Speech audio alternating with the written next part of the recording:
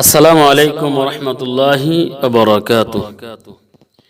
প্রিয় দিনী ভাই ও বোনেরা, আমরা এখন একটা আলোচনা হইতেছে সারা পৃথিবীব্যাপী করোনা ভাইরাস। আমরা সারা পৃথিবীর মানুষ হাহাকার, আতঙ্কিত, ভয়ে সন্তুষ্ট, ভয়ে দিন কাটাচ্ছে। সারা পৃথিবী, গোটা পৃথিবীতে মানুষ আজ আতঙ্কিত দিন যাপন করছে। এই আতঙ্ক কিসের জন্য? করোনা কিসের জন্য আসলো?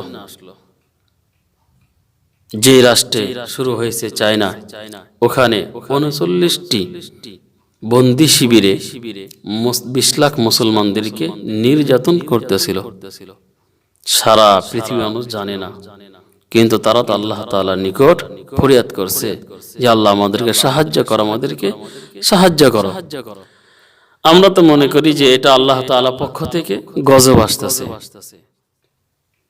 অনেকে বলে যে ওই জায়গায় এমন কোনো আল্লাহওয়ালা নাই যে তারা দোয়া করে এটাকে আল্লাহ তাআলার পক্ষ থেকে বন্ধ করাইবে।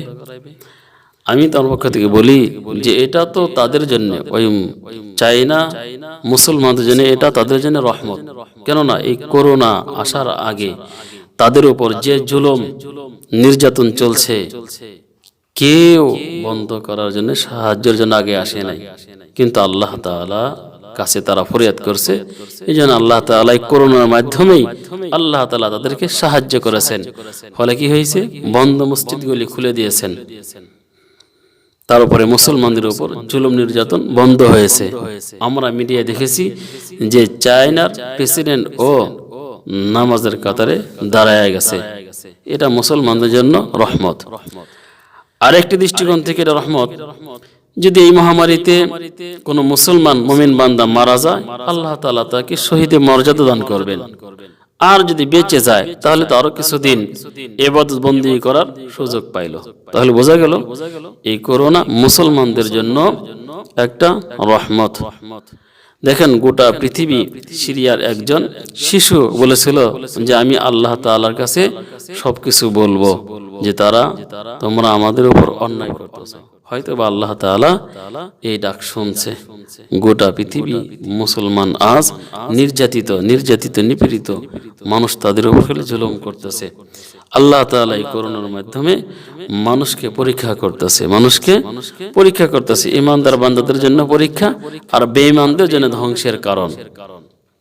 যে সমস্ত মুসলমানগণ এই মহামারীতে মারা যাবে তারা শহীদের মর্যাদা পাবে, আর যেই সমস্ত বেঈমানরা মারা যাবে তারা ধ্বংস হবে। এই জন্য এখন কথা হইল যে আমরা এই করোনা থেকে, এই নিষ্ঠুর ভাইরাস থেকে, করোনা বাংলায় অর্থ হইল যে দয়া, তা বাংলায় অর্থ বলা যায় যে এটা নিষ্ঠুর ভাইরাস। নিষ্ঠুর ভাইরাস থেকে প্রতিকার কি? দুনিয়াতে এরকম ওষুধ আবিষ্কৃত হয় নাই। দেখেন, যখন দুনিয়ার কোনো সাহায্য সহযোগিতা নাই, তখন আল্লাহ তাআলার সাহায্য কামনা করা। যেমন ইউনূস আলাইহিস সালাম মাছের পেটে গিয়ে দেখছেন যে আল্লাহ ছাড়া কেউ বাঁচানোওয়ালা নাই, তখন তিনি বলছেন লা ইলাহা ইল্লা আনতা সুবহানাকা ইন্নী কুনতু মিনাজ জালিমিন। লা ইলাহা ইল্লাল্লাহ ইল্লা আনতা, যে তুমি ছাড়া ইবাদতের উপযুক্ত আর কেউ নাই। সুবহানাকা, তুমি পবিত্র। ইন্নী কুনতু মিনাজ জালিমিন, আমি জালেমদের মধ্য থেকে, অর্থাৎ নিজের গুনাহ স্বীকার করছে।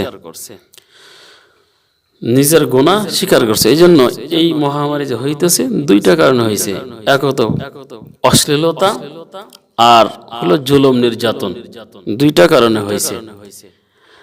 আল্লাহু আকবার। সারা গোটা পৃথিবীতে দেখা যাইতেছে যে আজ বেঈমানরা মুসলমানদেরকে জুলুম নির্যাতন করতেছে। নারী, পুরুষ, শিশু সবার উপরে নির্যাতন করতেছে। আর অশ্লীলতা বলাই যায় না। বেঈমানরা তো অশ্লীলতা করেই, সেই সাথে মুসলমানরাও অশ্লীলতা লিপ্ত। এই দুইটা কারণে আল্লাহ তাআলা এই আযাব গজব দিয়েছেন।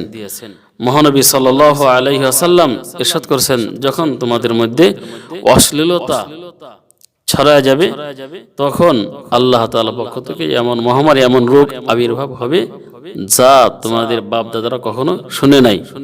আমরাও দেখতেছি যে করোনা, আমরা কখনো এরকম ভাইরাস দেখিনি এবং শুনিও নাই। এই জন্য আল্লাহ তাআলার নিকট বেশি বেশি তওবা করা। তওবা করলে আল্লাহ তাআলা এই মহামারী বন্ধ করে দিবেন। আল্লাহ তাআলা আমাদের সকলকে তৌফিক দান করুন, আমিন।